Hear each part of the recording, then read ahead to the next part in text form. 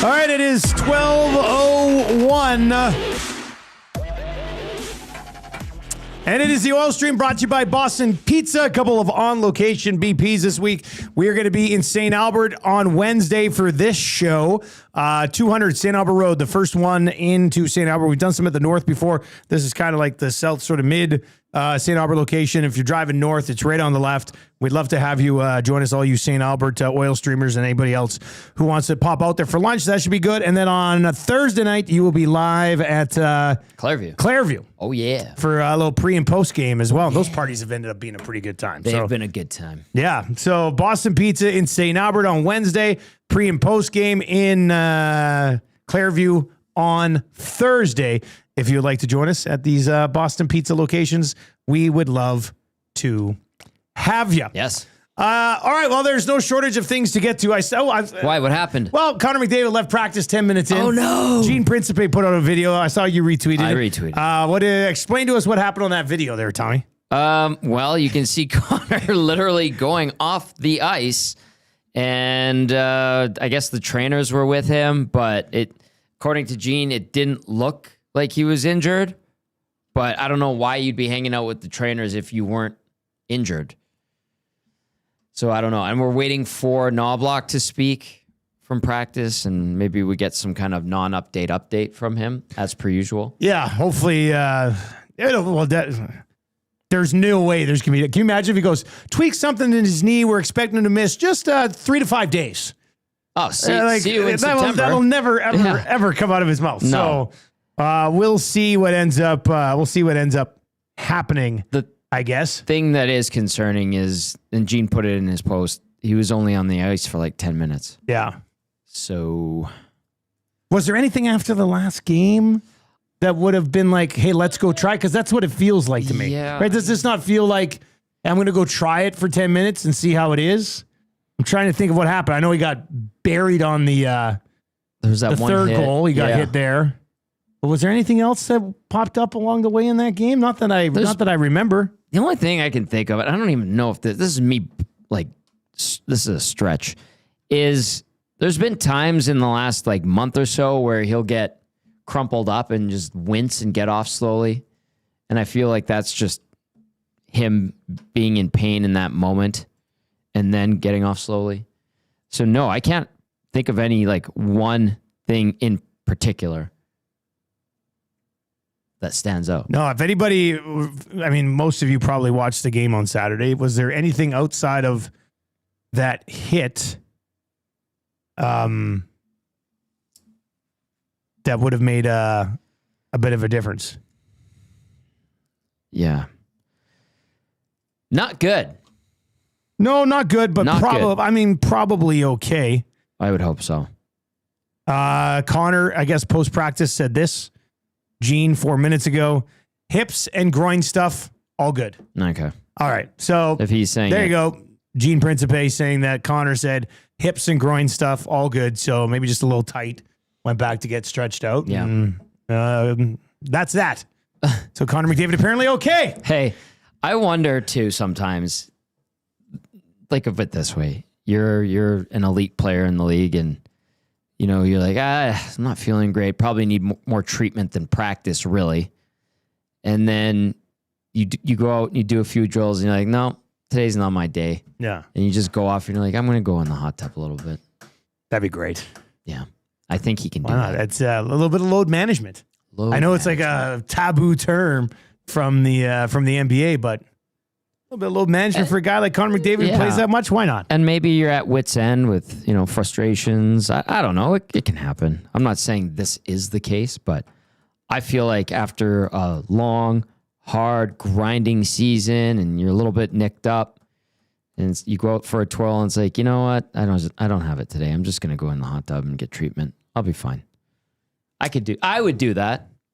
Now he's a beast, so a little bit different. Nolan from St. Albert on why he left. Tell me. He had to puke after he saw the lines. Touche. I mean, let's give credit where credit is due. That's funny. That's good. I mean, that is a pretty funny comment. Mm-hmm. Speaking of McDavid and comments, we'll get to some as we work our way through the show. Yes, we must. After the Saturday night post game. Just a couple quick text messages on this. Dave in Section T says, too much rehearsal. There's another reason why he left. Huntorio Mom says a big text about lots of texts about the comments on Saturday. So we will get into those as well. Amos Moses says, I guess we don't know if the Oilers will make the playoffs or the game schedules yet, but if maybe the schedules do work out, could Cooper coach two teams in the playoffs, just alternating nights? So Tampa plays one night, then he flies, coaches Connor at Edmonton the next night, right, and then flies back and coaches the next night Tampa. Yes, and then what happens if they meet in the Stanley Cup final? Because that's how good of a coach he is. He runs back and forth like Mrs. Doubtfire. Classic. That might be the only. And gets a bit drunk and messes up. Yeah.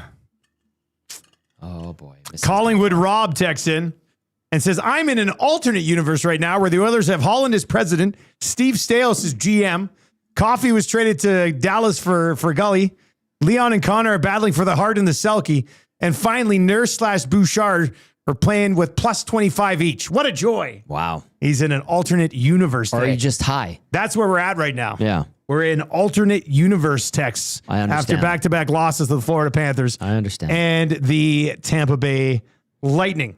All right, Tommy, back to this game against Tampa and Connor McDavid obviously praising John Cooper after the game. He clearly likes playing for him, and I mean, I would go as far as saying those comments last night would lead me to believe that Tampa would be on the short list if he decides to leave Edmonton in 2 years. Well, if Coop's there. I don't know why they would ever get rid of Coop.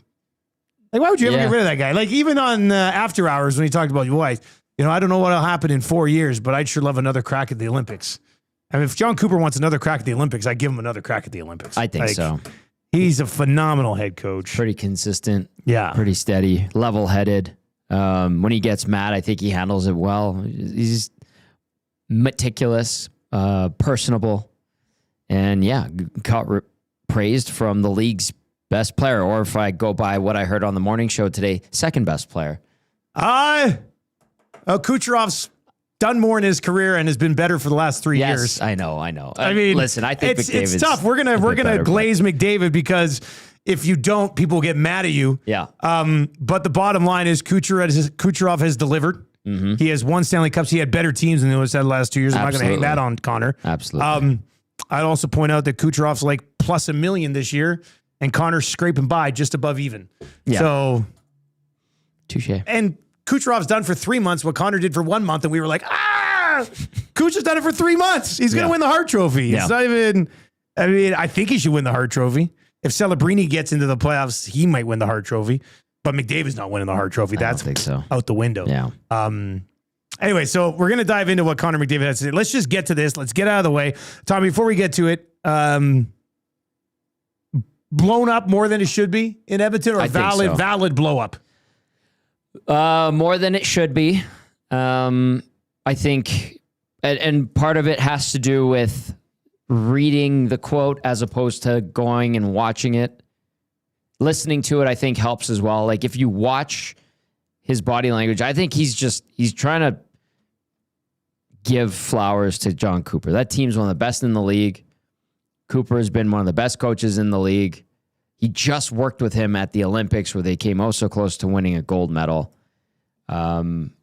So I think the praise is well-deserved. And there was talk about how good Tampa is, and he pointed out why. And so I think when you watch it and you listen to it as opposed to read the quote on a tweet or whatever, it changes your perspective and your feel as to what McDavid was trying to get across. If you just read it like we did early in the postgame show, I think you get more anger and frustration. So overblown, probably because instead of going and watching and listening to it, most people probably read what McDavid said and thought, this is BS. How could he say that? Oh, he's leaving for sure. Deep breath. If you get a chance, watch what he had to say. All right, we're going to play it for you right now. Here's Connor McDavid and the comments that were very much talked about for the last 48 hours around the hockey world, especially here in Edmonton. Here's Connor after that game. You feel swung this one this evening? Yeah, I mean, probably the 3-1 goal. The 3-1 goal hurts, obviously. And the power play, just don't score on the 5-on-3 and then get one up somehow there at the end. I don't know. Pretty emotional game with some physicality, though. Did you feel you guys answered the bell and stood up for each other? I like that. I thought it was a good response to the other night. Bit of a quiet night the other night, so it was a good response emotionally.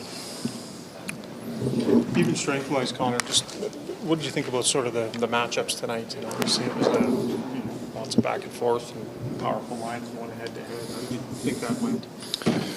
Obviously, we're missing lots of guys and some pretty important guys. So, guys are stepping in there and doing the best they can. And I thought, they're obviously a great team. We had looks, and their goalie made a lot of great saves. Yeah. Carter, you were a guy who's put up some pretty big numbers for a long, long time. You kind of look at that run that he's on, Kucherov right now, another 4 points tonight. He's got like 99 points in 46 games. It's kind of ridiculous. Yeah, he's playing great, obviously. Playing on a great team with a lot of great players over there. They got a great system. They're perfectly coached. They all know what they're doing. All over the ice, it's impressive. They're a great team. Is it frustrating? Did you feel maybe you guys were frustrated tonight as far as you talk about what they were doing? Did they do anything to frustrate you or limit you? No, I don't think so. I thought, playing against a team like Tampa, you're going to spend some time in the D zone, and we did that. I thought we were comfortable in the D zone and trying to score on counters and stuff like that against, but. I forgot your question. What was your question? Just thought their defending's hard. Yeah, no, they're good. They're good, obviously. They're very good. As I said, they're extremely well coached. They're extremely well organized. They're very, very rehearsed in everything that they do. It's very impressive. Very, very impressive. And when you do break them down, they got a heck of a goalie to backstop them. Is that just a bunch of time doing the same things over and over again? Like, how do you guys get to that, to be that rehearsed, to have that system you can rely on and all those things? Where does that come from? How do you guys get there? Yeah, well, that's a coaching question. You can ask Nabra that question. Obviously we've been playing together a long time, and we feel like we're somewhat rehearsed and organized, but not to their level. So you wake up in the morning tomorrow, you didn't lose any ground to anybody. Your thoughts on being in a division that's pretty forgiving right now? Yeah, obviously we're fortunate to play in this division. A lot of teams are fortunate to play in this division. It's a bit of a pillow fight right now, but thankful obviously to not have lost any ground. That being said, we got to find a way to win some games here on the road. 2 big ones obviously against Utah and Vegas, and we got to make some ground too. So good challenge ahead. All right, there you go. That is Connor McDavid. That's what everybody was talking about on Saturday night. If you want to chime in, 780-218-9999, 780-218-9999. And we can talk about what it means for Knoblauch, but I really want your thoughts first on how much are you reading into anything that he said. Yes, you don't see a lot of other teams, guys, praise the other coach as much as he did, but as Tommy mentioned, he's played for Cooper. Yep. I think anybody who's played for Cooper probably understands how good he is at his job and how he's probably better than your coach. I mean, that's usually how it would work in that situation. Was it great? Wasn't great, but I don't see it as the end of the world. Like, No, and there have been some good comments that have come in while that was running. Like, I know one of them was, is he mad or is he disappointed or just disappointed or whatever? I think there is disappointment there in how that the game whole went. Season's been a disappointment. And more importantly, the whole season, like you just outlined, it has been a hard year here. They don't get hot. They've had some tough injuries. They've had some brutal nights where they've gotten their asses absolutely dominated. But that can accumulate. And I think, they're perfectly coached, and I don't think that's a slight against Knoblauch. It can be perceived as one. I think if you would ask 95% of the population who's the better coach, John Cooper or Chris Knoblauch, well, one guy's been in the league for 15 years and won multiple cups and represented Canada. The other guy's just getting started in his NHL coaching tenure. So there's a big time difference in discrepancy in experience. So yeah, and I think he was just trying to find the right term to use or try to give praise. And I don't think he was trying to backhand his coaching staff. I mean, even when it was brought up again a couple questions later, and he goes, sometimes we're well rehearsed and all that, but not always. I think he was trying to reclaim and get kind of give them some flowers too, his team some flowers too. But the Oilers are nowhere near as good as the Tampa Bay Lightning. That's just a fact. And I don't think he's going to BS anybody, because we'd all be sitting here going, is he dumb? Like, Yeah, he's trying to BS BSers? Right. Come on. Yeah. That's my interpretation of it.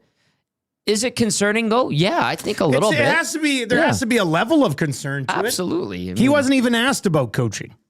He was asked about Kucherov. Right. And then it became like he's the one who brought coaches into it. Right. Right. And that's clearly what was on his mind after the game. How well coached the Tampa Bay Lightning are. As opposed to maybe how well coached his team is. Well, and he spoke at a lower level for his own team than he did the Tampa Bay Lightning. Well, his own team, I don't know if you've noticed, had to bring in a guy that isn't supposed to be the coach to be a coach. And I would say to minimal effect. Yeah, I think that's probably fair. Yeah. I mean, minimal effect in the overall big scheme of things as far as goals allowed goes. Small sample size. Not ideal. Poop Stains texting and says, Hey, Poop Stains. I agree, Tommy. He was just baby powder in Cooper's ass. Which is an interesting way to look at that, I guess. Very apropos for someone that goes by Poop Stains. Get it? Babying somebody's ass. Poop Stains. A lot of ass play there. There's a lot of stuff going on there, I think.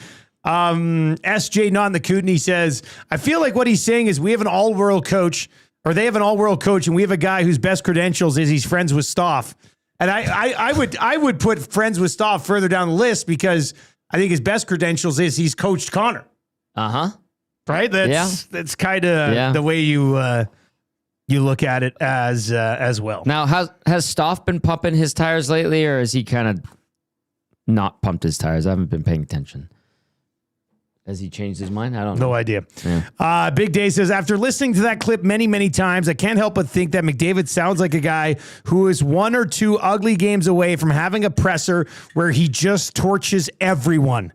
He sounds frustrated, and clearly he's doing everything he can on the ice to get his team to win, but the rest of the group just doesn't have it. I know. I'm going to disagree. I don't think he's doing everything on the ice to help his team win. Yeah. I mean, the fourth goal last game, where was he? Not in that shot that you sent the screen grab of yesterday. Yeah, I sent a screen grab to the boys. I said, tough time to call your coach when you're not even remotely in the picture on the fourth goal. Yeah. Because he went to the point, tried to poke the puck past the defenseman, didn't get it done, and then swooped TV around turn. the other defenseman, and then glided back into the zone. And if you look at the low shot, he's got the best view of Kucherov burying that goal. So, like, I also think he's probably putting too much of it on himself. Mm-hmm. Like, I understand that you can beat guys 1-on-2, 1-on-3, 1-on-4, but you don't necessarily have to try to do it every time, right? Like, I think he's probably being, I have to be Superman for this team, and maybe he does, but in the overall scheme of things, it's probably better if he was to just dial it back a little bit and maybe buy into a little bit more of what they're trying to sell. Right. So I don't know if I would say he's doing everything he can on the ice to get his team to win, because circles around the defensive zone a lot without picking guys up. I mean, it's just He's brilliant. Don't get me wrong. Yes. But that's just a fact. So I think he can do a little bit more too. Right? I'm not giving McDavid a complete free pass for what's been a disappointing year for the team. I mean, sure. No, you summed it up well, and trying to understand from his perspective. Like if we take the concept of he's trying to do too much, and he's sacrificing his defensive game to just bring offense to the team, it's kind of had like a twice as worse effect because they're not scoring enough goals to outscore their mistakes. And then B, he's also making mistakes at the same time, which are costing goals against. So it's like twice as bad because he's putting so much onus on himself. That's just, I'm spitballing here. All right, your comments and all of it, 780-218-9999, 780-218-9999 is where you can get in. It's your Popeye Spicy Headlines. If you're looking for bite to eat for lunch today, 3-piece bone-in chicken, just $8 at all Popeyes locations. It'll definitely fill you up. Marinated for 12 hours, hand battered. Very, very yummy. You're gonna like it. You're gonna like it a lot. All right, 780-218-9999. We'll get to a few more, yeah. Brian G. and Decky, I hope I'm reading that right. Okay. Says, via the nasty chat, why wouldn't the Oilers brass hire an experienced coach to coach the two best hockey players in the league? Bring back McTavish. I hope that's tongue in cheek. I'll tell you firsthand. I get the vibe that it isn't. Don't want to coach no more. He's old. He wants to go down to the Palm Desert, golf, have a few libations, and enjoy the rest of his life. I'll remind folks, when the talk about Paul Coffey and somehow Mac T going back behind the bench was up, my good friend Sean McTavish came up to me at a restaurant and said, did you hear this blank about my dad? Stupidest blank and blank I've ever heard. He doesn't want anything to do with it. And then I laughed and I said, I know. That makes sense. And then he goes, he's literally driving down to the desert right now. What do you think? He wants to get fired by the owner for a third time? Probably not. No. At 67? No. Guys. Anyway, thank you, Brian, for that text. Even if, I feel like there's some tongue-in-cheek to it. Brian, let us know. Let us know. Are you messing with us or not? Eden texts in. Hey, boys, I can't help but think of McDavid's presser after Game 6 versus the Panthers last year in his comments the other night. He said after Game 6, we just kept trying the same thing over and over again, banging our heads against the wall, which at the time seemed to raise some red flags as well. So, yeah. But do you think in some way Connor's trying to turn the heat up on Knobloch a little bit? I don't want to say yes. I just think he's being honest, you guys. Like, right, and the honest part of it doesn't come across great right now because of how the season's gone. Right. But he is being honest. Leon was very honest going into the Olympic break because, again, collectively, it has been not up to expectation. And then we can point to management. We can point to the coaches. We can point to the depth of the players available. And all of those arguments and cases against those areas of the team, I think, would be valid. Because I think all areas have contributed to the Oilers' plight this year. Which is, I give them credit for being a good team, but honestly, 19th overall or 18th overall in the NHL. I think it was 19th as of today. Not great. No, they're a mid team. That's it. Like, I know we're having a hard time after the last 2 years sort of accepting it, but they're 71 games into the season. They've lost more than they've won. And they're a middling club right now. Yeah. That's just reality. I mean, if it's not like this is 20 games in, like, oh, there's a ton of time, they're going to turn it around. There's 11 games left here. Now, I'm not the guy who's like, they're going to miss the playoffs, because I think they're very much going to make the playoffs. Yeah, they're going to win this and I think they'll still be a tough out for these specific teams. We'll see what they look like against Utah, because that could be very much be a second-round matchup. Mm-hmm. So we'll get into that as well. But this is not the team from the last 2 years. No. It's just not. Clearly. Huntorio Momes texts in, and keep those text messages coming in if you're listening on TuneIn or iHeart or EdmontonSportsTalk.com. Please tell your friends that there's great sports content 12 hours every day, plus pre and post and other shows running in the evening on iHeart and TuneIn. They can just download the free apps and listen. Huntorio Momes says, boys, Knobloch is sinking fast, and I've liked him as a coach up until this year. Can't get a win streak going. Being outcoached game after game, he's painted himself into the corner of relying on 29 and 97 to fix everything. Now that 29's out, nobody has had the time to get their legs under them to take up his role or part of it. GM acquires players. Coaches aren't playing them in the correct way, i.e. Dickinson being an actual shutdown center. So Huntorio Momes seems to be out on Knobloch. Just a couple of things here, just to the numbers game for a second. Numbers game brought to you by Play Alberta. Play Alberta, title sponsor of everything we do here at Edmonton Sports Talk. Download the Play Alberta app today. Casino, sports, all in one place, along with the lottery tickets. You can grab those on there as well. Download Play Alberta app today. Always click on EST specials page in the sports book, and lots of different options we have for you every single day. So yeah, this ties in a little bit to what Huntorio Momes was saying. They can't get a win streak going.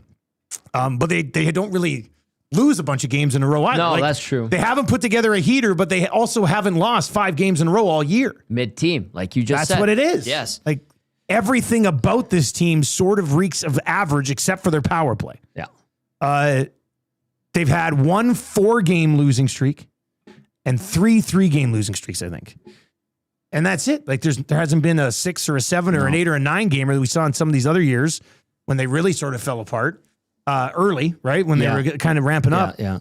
So like I don't want to say that it hasn't been awful because it feels like it's been awful, but they've sort of just been 1 step forward, 1 step back, 1 step forward. It's not even 2 steps forward, 1 step. It's just a step forward, a step back, a step forward, a step back, a step all year long. All year. That's why they're extremely fortunate to be in the division they're in, and they're actually going to get another crack at it in the playoffs this year. But it's that they haven't got, like if they had lost 8 games along the way in a row, Knobloch might already be gone. Yeah. Huntorio Momes, good text. And some of it I'm like, yep, absolutely. The sinking fast, I understand that sentiment. I've alluded to like body language, reaction on the bench, reverting to McDavid Draisaitl very quickly in games, which all Oilers coaches in the McDavid Draisaitl era have all done it. We've talked about it so many times. He had a good point by Huntorio Momes. These players is what Knobloch has been given to work with. And I think we all agree that it's not anywhere near as good as the last couple seasons, roster-wise, talent-wise, experience-wise. And then on top of that, you've got your owner throwing the second in command on the bench again because they don't think you're doing a good enough job and need the players to be a little bit more motivated or have direct messaging or someone to play bad cop and crack the whip on them a little bit. And maybe that's fine. Maybe they do. It's still dysfunctional. But it doesn't create harmony. And this coach, you just gave him an extension, which makes it even worse. And Dusty, you brought that word up, and everything we've outlined is dysfunction. How do you build a consistent, competitive, championship caliber team? Trust, respect within the group, talent, motivation, everybody building and going in the same direction together. It's kind of hard when you've got, one guy pulling this way, this guy nipping at you over here, telling you you're doing a crappy job.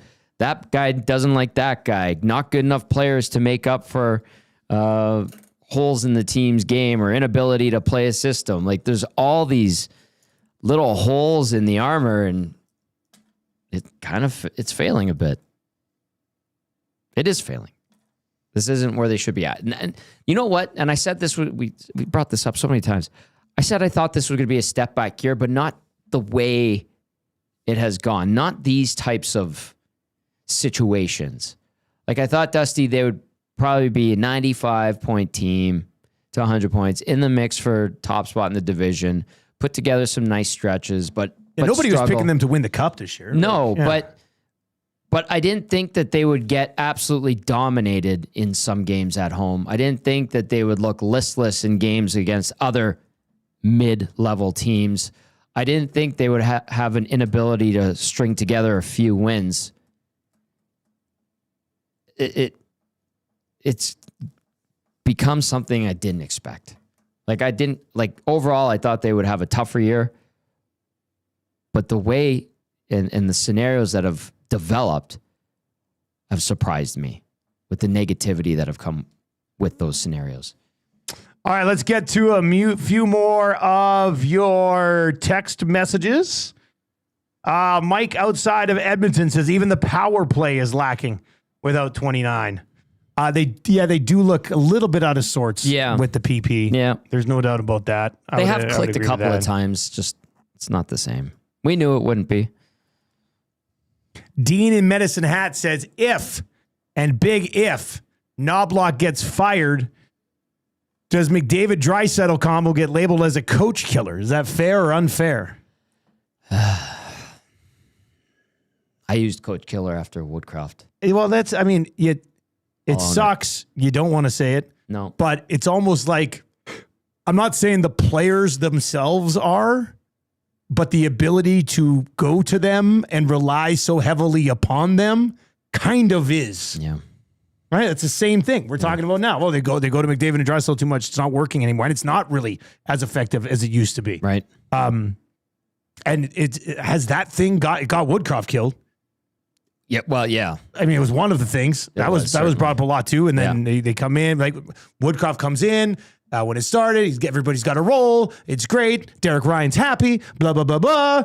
And then all of a sudden it's Woodcroft's playing McDavid and Draisaitl way too much. He's got a .643 career winning percentage, and he's out the window. Yeah. And then they bring Knobloch in, and they go on this heater, and you're like, this team is actually, and it was true. They were playing great defense during this. We went through it like a month ago. 2-1 games, they would win. It was like nothing we'd ever seen. Yep. And then they go on the run, and then things go along, and all of a sudden it's like, well, you're relying too much on McDavid and Draisaitl, and you have to go to it all the time, and then you're not playing everybody else enough. And it's like this is the same thing over and over again.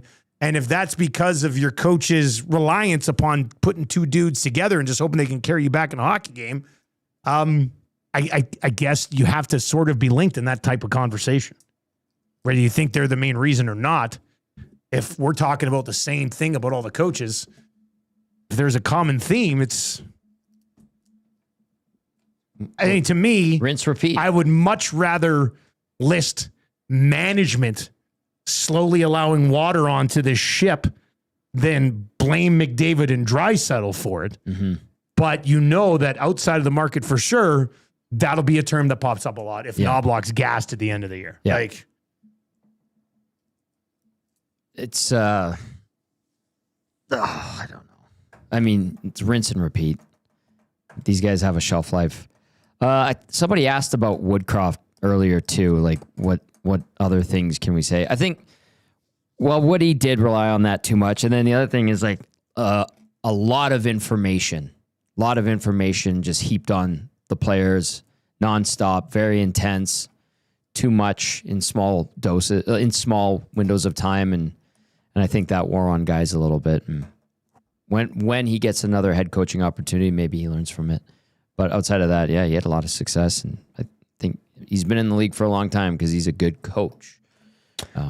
Penner's Pancakes over on the YouTube chat, and thank you very much. Join us on Wednesday for Lock Shop and Oil Stream will be live, 200 St. Albert Road at the Boston Pizza there. We'd love to have you.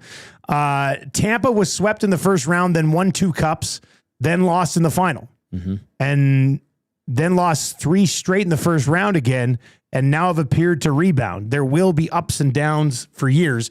And we said coming into the year, I said it right before the season started on the Nielsen show, probably on this show too, that I was expecting this to be a step back this year. Yes. You go into the off season, you move out some contracts, you let some guys walk, free up some cap space, cap goes up, you reload for 2 really good runs with Connor McDavid.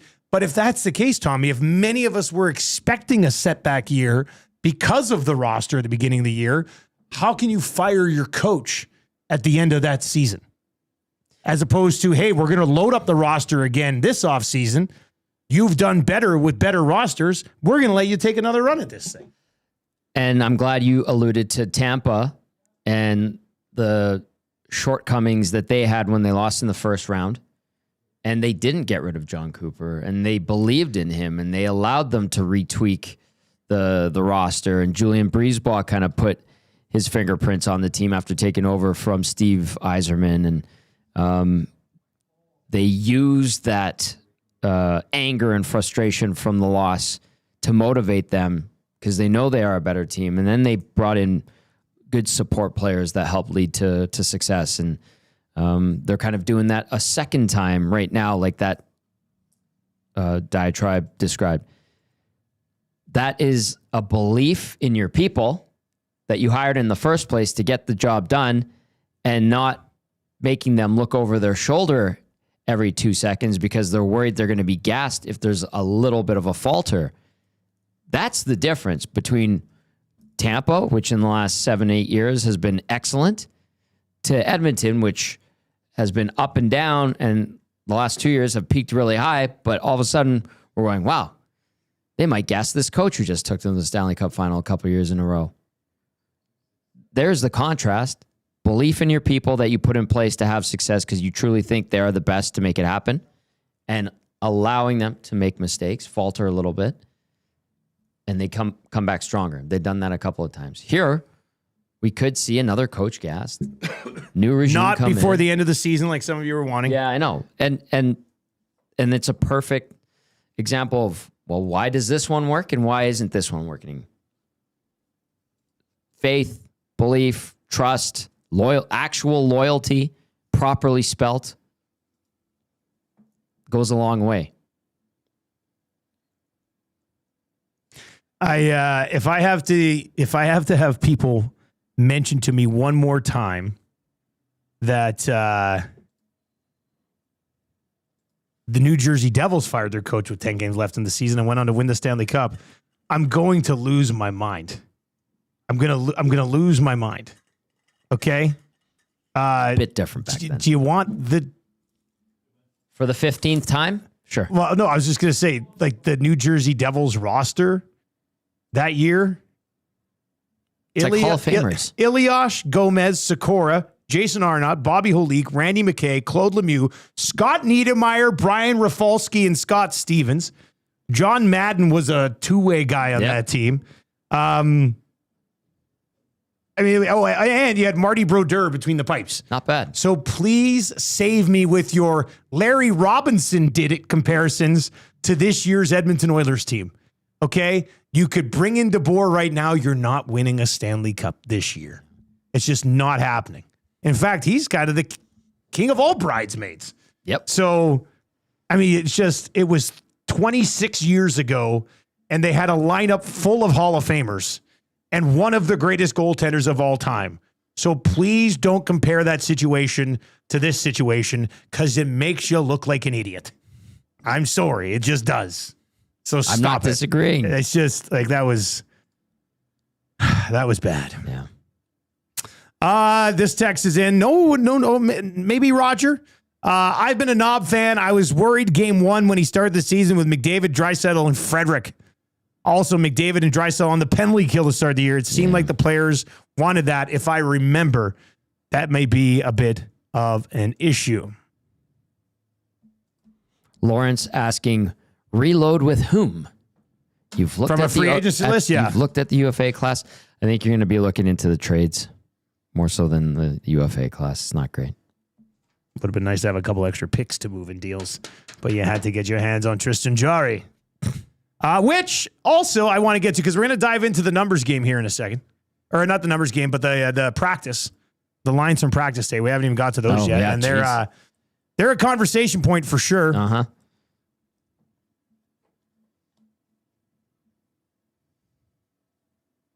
I saw some people over the weekend criticizing Knobloch for playing Ingram too much and wanting to go back to Jarry. Really? Yeah. Oh. That was probably my favorite plot twist of the whole weekend. Whoa. Hopping online and seeing some people being like, you can't play Ingram 5 in a row. Gotta Really? get Jarry in there. When all of last week it was, Play Ingram. can you even play Jarry anymore? So that's where we're at. Is it the same Does Jarry people? start tomorrow? I wouldn't. I'd let Ingram play against his old team. I'd probably do that too, but I could see them going back to Jari. You had a full day off yesterday, and then today you had a practice day. I might. I don't know, man. I probably wouldn't even play Jari either. We'll see. I think he's going to play one of these two You're games. probably right, but I'm just saying Yeah. I wouldn't. But they probably will play. Knobloch quote on McDavid today. He was on the line of taking a maintenance day, but just wanted to touch the ice today. So got out there for a quick spin. Should be between Savoy and Podkolzin. At least that's where Lazar slid in. Lazar. Hey, how versatile is this guy? The best. You need him to play. Actually, he's kind of already probably played with Savoy and Podkolzin this year further down the lineup. Anyway, Lazar was with Savoy and Podkolzin. Nuge was with Hyman and Roslovic. Dickinson with Kapanen and Szymanski. And then Henrique with Jones and Yarvanti. And then Wallman and Bush, Nurse and Ekholm, Stastny and Murphy with Emberson as the odd man out. Tommy, when you see those lines, what is the first thing that pops off the page to you? Oh, no. Wallman and Bush. Yeah. They tried that. It was so awful, they got away from it before the end of the first period. That's like when they tried Bouchard with the Nurse a couple of years ago, and it also only lasted the first period. That one stands out. I don't know how long it holds up. Emberson, I'm wondering how his health is after trying it the other night. The lines up front, I don't know how long those last anyway. So how can you do Yarvanti dirty like that when he's on fire? Unbelievable. What, with Henry? Yeah, he's got his first NHL goal under his belt. Didn't even shoot it on net. Szymanski. You're saying Yarvanti. Oh, sorry, Szymanski. Szymanski. My bad. Yarvanti played for Ottawa. Sorry. Szymanski's with Dickinson and Kapanen. My bad. Szymanski, not Yarvanti. Yeah. You always get your Szymanskis and your Yarvantis mixed up. My Yarvanti Szymanski differentiator isn't working today. What would we set? I wish I could get Play Alberta to give us a line on this. The odds of Wallman and Bouchard finishing the game together. How long of shot do you think that would be? Oh, 4-1? yeah. I'd probably say 4-1, 5-1. I don't even know if they'll start the game together. I don't know if Knobloch will go back today after and look at that, just tweak the it. D pairs and be like, yeah, you know what? I am going to stick with Wallman and Bush. I don't know, man. Brandon from Windsor says, KK just can't help but tinker with the lines, eh? Hands off, Chris. Timber Woodsman is in and says, enough with this season. How terrified are you for the offseason with this management team? I don't know, man. I always look forward to the offseason so much. It's fun. And we've tried to paint a relatively positive picture the last couple of off seasons. But I think my positive picture painting is going to go away if there's even like a deal that I deem somewhat questionable. Yeah, you're putting the easel away. Well, you can't. McDavid gives you this extra money to spend. You can't go and botch it and then have to give up draft picks to get rid of it when you could have those draft picks to make trades this summer for some guys you want to bring in because you have some money. It's not ideal. Damo Dude texts in and says, I don't know why people think firing the coach is the answer when it hasn't worked the past however many times. You got to stick to things when they are hard. I mean, and if you were going to stick with a coach like longer than you have in the past, why not do it with a guy that's been at least somewhat involved with going to 2 Stanley Cup finals? You know? Yes. Gordon, I'll get to your text in a second. And they're putting him in a spot that's making him uncomfortable.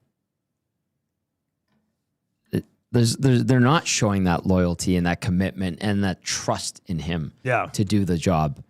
And he's cracking and he's making these weird tweaks to the lines and he's getting away from his lines early in games. It's making him uncomfortable. That's my take on it. And then Gord via the nasty chat says 20 minutes defending Knobloch as a coach and then unveiling the lines after is a funny bit of entertainment. No wonder fans are like WTF with Knob. Yeah. And to sum it all up, that's why I want to tie it together is I think he is in a place where he's feeling so much heat. He's just trying anything. And we try to defend him like we did and Gord outlined, but then you see these lines, you go, what is he thinking? That's weird. And then Dusty, you go, I don't know if he even gets to the game with these lines. And all of those points are valid. They're all valid We've points, right? We've seen examples of that all through this season.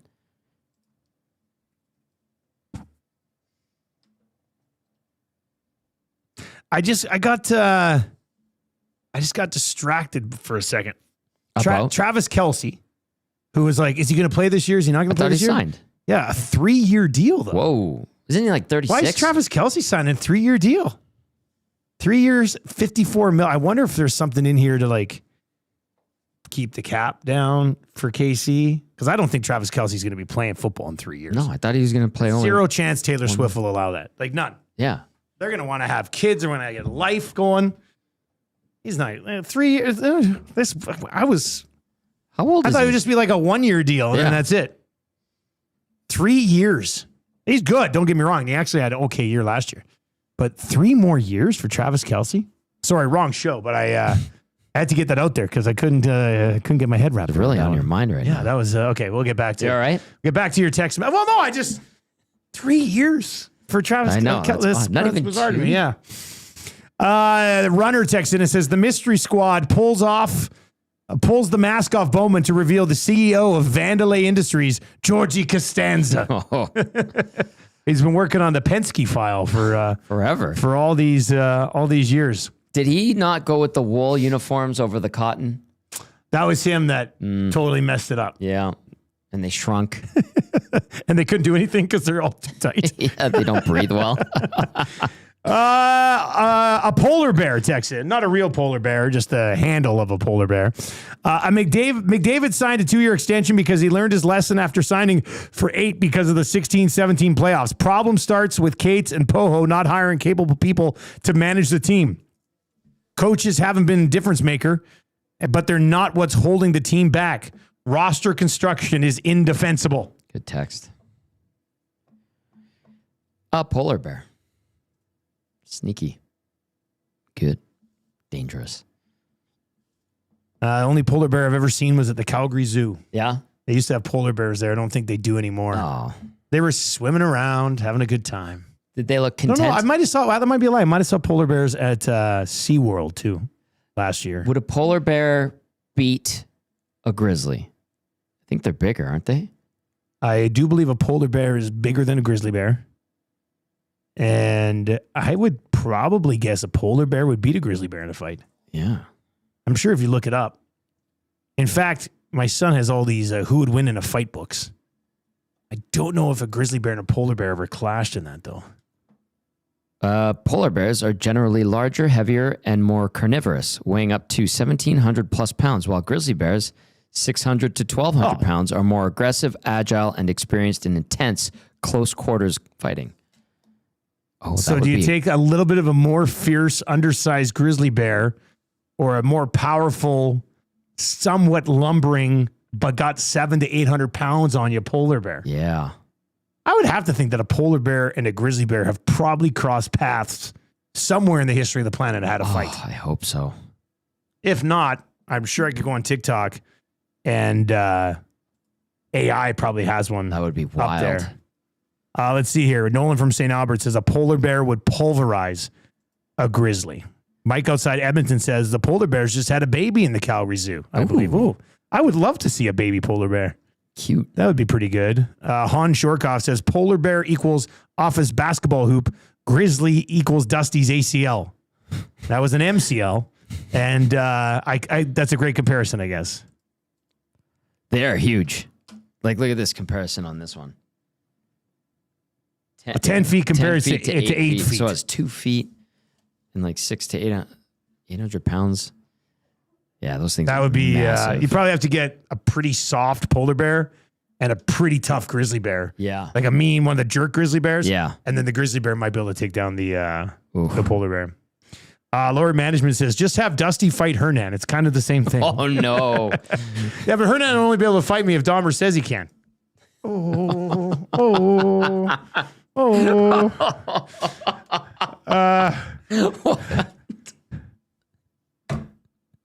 Your reaction to your own comment was hilarious. I just think that's one of the burns that keeps on burning. You know, like that's an all timer. Right? The look in your eye. Yeah. I know when I get a good one.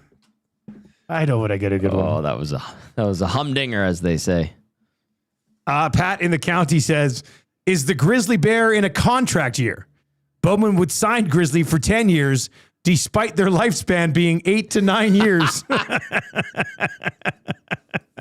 Somebody texted in on our show this morning and said it was a real shame to see Frederick get hurt when he was just starting to play mediocre.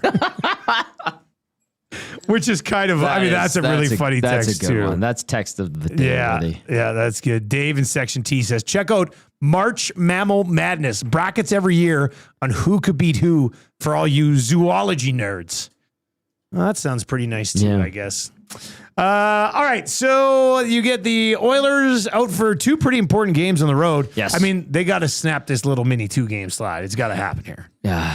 Can you imagine your postgame on Tuesday if they lose to Utah? And Utah's a better team. That's right. This is going to be a tough game. I think of the 2 during the week, Utah is a stiffer test because Edmonton seems to handle Vegas really well, Vegas. You know what that game's going to be, right? Like whether they win or lose, you know what an Edmonton Vegas game is going to look like. It's going to be close. Controversy, anger, and frustration. Tempers will boil over against Vegas. With Utah, there's not really that. It does get feisty against Utah every now and then, but I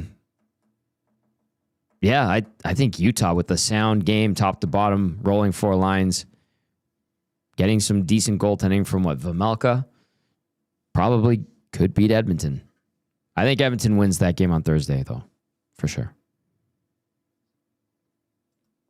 That's my take. Just looking over at Play Alberta, they usually got a pretty good read on things. Utah is a -137 favorite at home. So the others are going into that game as a +117 dog. Yeah. Which is interesting. Might be something to work with there tomorrow morning on the early bird bet on the Nielsen show.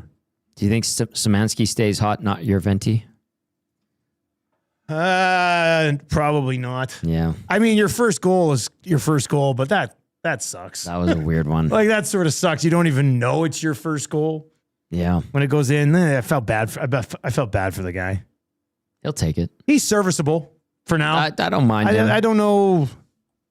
You know, if they were a team going for a Stanley Cup this year, I think he'd probably be on the outside of the top 12 looking in. Black ace. But as of this point, they're not. No. And we'll see when they're healthy. Maybe he has sort of black ace come playoff time. But I want to see some more of them. Mm-hmm. So mission accomplished, I guess, for Szymanski so far. All right, so Tommy Gazzola will be live on Thursday, Clairview Boston Pizza for pre and post game, and then we will be live on Wednesday, 200 St. Albert Road. That is where you can join us on Wednesday for lunch out in St. Albert at the Boston Pizza, 200 St. Albert Road. I'll be up there at 11 o'clock for the lock shop. That'll lead into the oil stream. Yep. And for that oil stream on Wednesday, we'll be doing our Goodwill Wednesday. Yes, we will. So Tommy and I will be in some stuff that we find at Goodwill today or tomorrow, and we'll be showing those goods off on Wednesday. So come on down live, and you can slide on over and touch our shirts. Okay. That'll be fun. Sure. Zach's wearing a Goodwill shirt right now. Are you really? I'm always wearing Goodwill shirts. Yeah, that looks good. You're man. a thrifter. It's nice. Yeah, He's paid $6.50 for that shirt. I did. I think I got the discount too. I usually bring my mom along. Okay. So I think it's Tuesdays, you get 20% off or 15% off. Oh, come on. So Let's go. Because you have your mom with you? Yeah. Is Senior it discount. senior discount. Smart move. Oh, okay. I always use that. Every single time. They don't look at your mom and be like, you're buying clothes for a 22. No, she just gives a discount. I pay. I pay. Don't you worry. Yeah. But so that's cool that you can use the senior's discount then. I know. Nice I work, usually man. do. And then Smart you can move. get a punch card too. What? at Goodwill. There's so many good offers there. Oh, man. Let's check that out then. All right, that's going to do it for the Oil Stream today. I'll be back with the Nielson Show tomorrow morning, 6 o'clock, starting to set up the weathers. And the Mammoth for Tom Gazzola. I'm Dustin Nielson. Oil Stream brought to you by Boston Pizza. EST Afternoons with Hernan and Gager on the way next. Take it easy.